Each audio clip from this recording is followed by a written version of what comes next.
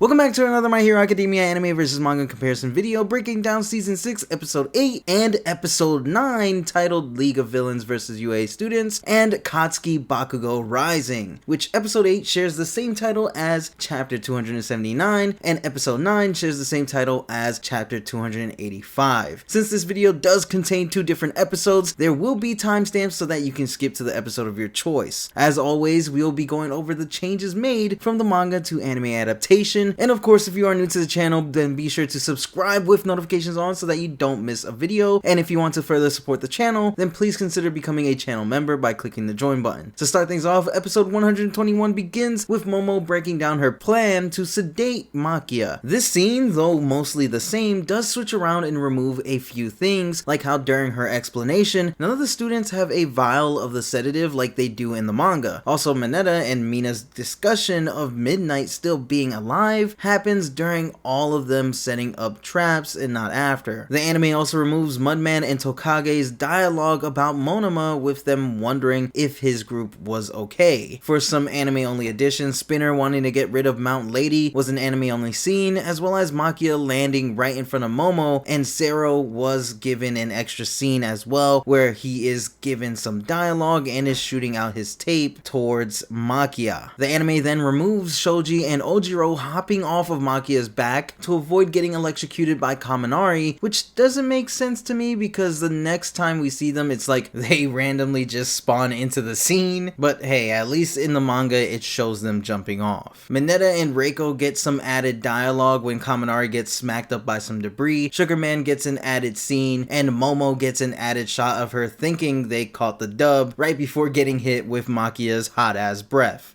Literally. Ojiro gorilla gripping onto the tree with his tail is removed, while a shot of Momo looking defeated is added in. Makia fully standing up and walking was a good addition in my opinion that did add a little bit of tension to the scene. When the pro heroes pull up on the league, they get a little bit of extra dialogue. Jason Yao makes a comeback and absolutely nailed the animation for the arrival of Kirishima, especially with the neat additions of showing Kirishima as he was hit into the ground and Mina calling out for Kirishima before Tetsu helps her up were amazing. It added a lot more tension to the scene for me, plus Yusei Run making its return to the anime is always a treat that I can never get tired of hearing. Continuing on, Mudman gets an added shot of him using his quirk to put out the forest fire. The students reacting to Makia transforming was an anime only addition as well. Switching over to DEKU, Bakugo received some added dialogue, and the flashback of Shigaraki's father hitting him was removed. Ochako comforting a child was added in when Shigaraki monologues about how society had rejected him, and let's be honest, Shigaraki was spitting facts about Hero Society. Of course, this is followed up by some amazing animation by Nobutaka Masuda, who did a phenomenal job on Shigaraki being on demon time. When Shigaraki brings out the quirk deleter round and aims it at Aizawa, the shot of Eri at the Christmas party doesn't get adapted. After Deku hits Shigaraki with a 100% Wyoming smash, the anime censors Deku's arm being shoved into Shigaraki's mouth. In the manga, Shigaraki's teeth are broken with blood going everywhere, and I did see that there were people who were upset with this being censored, but I really didn't mind it at all. I will admit that this is probably the worst censorship we have seen so far for season 6, which to me speaks volumes because season 6 has been really great when it comes to showing blood and the severity of certain situations. Moving on, the anime doesn't adapt the shots of Endeavor and Bakugo zooming to Shigaraki and Deku, and the final additions for episode 121 has some extra shots of Deku reacting to the deleter rounds being shot at and hitting Aizawa in the leg. The episode ends with Aizawa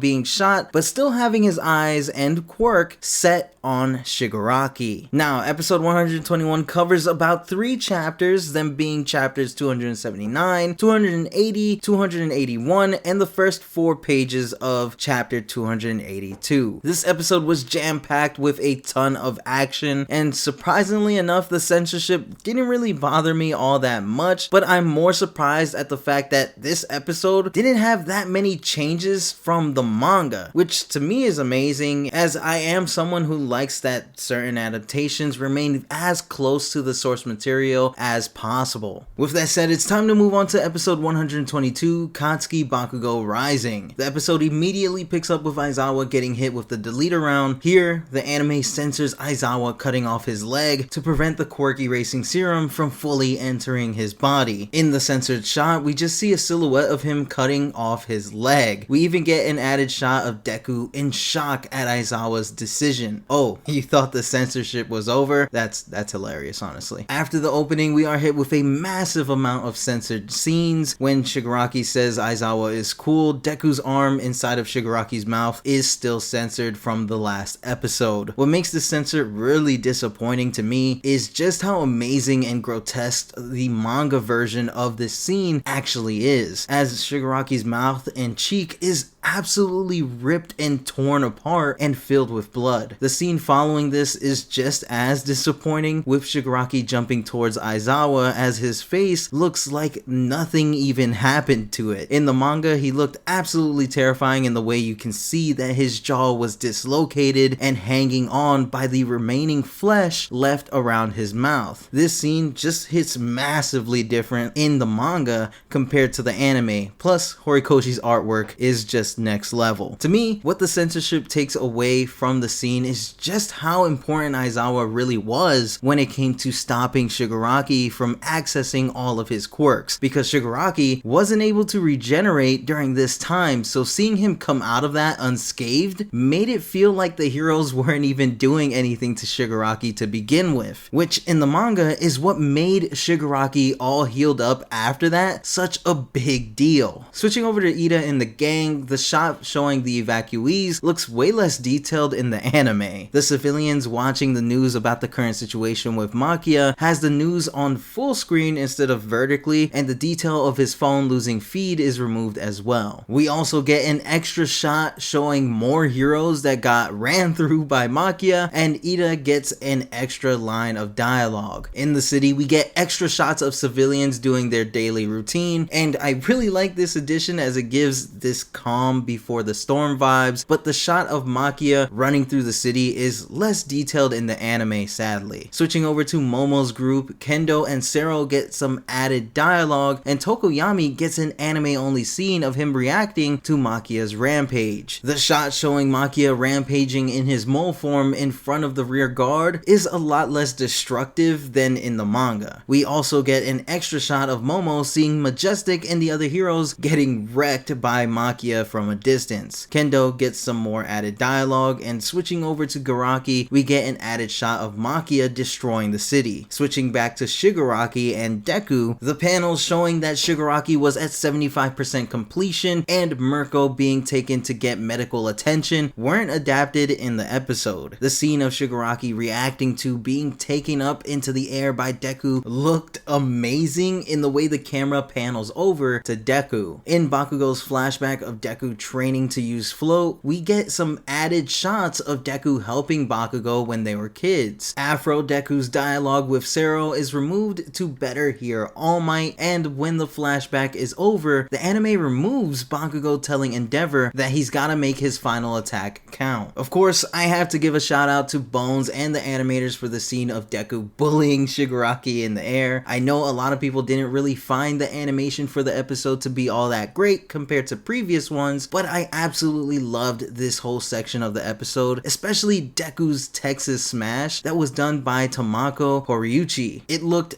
absolutely incredible to me. Moving on, when Endeavor is going to hit Shigaraki with a prominence burn, the anime slightly changes it by having Endeavor say plus ultra prominence burn instead of just prominence burn like in the manga. When Shigaraki's body gets taken over by All For One, the anime goes in a very creative direction by having it look as if a TV had turned off in Shigaraki's head when All For One gains control over his body. For a lack of detail, there is no no stabbing sound effect when Endeavor gets stabbed by Shig for one. This to me is a little confusing as to why this sound effect isn't in the shot, because the sound effect was present in the manga through automatopoeia, of course, and it made Endeavor getting stabbed feel a lot more impactful. For a really cool and final addition to the anime, when Bakugo goes and sacrifices himself to save Deku, the anime adds in a changed up version of the flashback of Kid Deku reaching out to Kid Bakugo, with a present day Bakugo accepting Kid Deku's hand. This addition is a reference to the cover of volume 29 of the manga. The ending for the episode also includes the volume 29 cover being adapted as well, and